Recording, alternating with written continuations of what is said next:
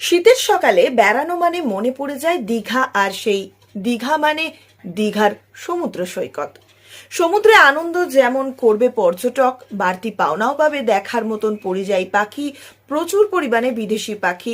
শীতের সকালে দেখা যাবে দীঘার পাশে মেরিন ড্রাইভ রাস্তায় ঝাঁকে ঝাঁকে পরিযায়ী পাখি, তাদের সুন্দর কলরব এক অন্য রকমের অনুভূতি করবে পর্যটকদের।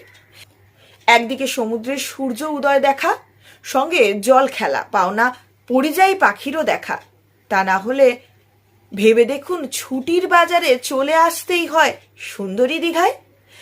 আর সেখানে পরিযায়ী পাখি বাঁচানোর জন্য এবং তাদের রক্ষণাবেক্ষণের জন্য পুরো দায়িত্ব গ্রহণ করেছেন রামনগর 1 নম্বর ব্লক।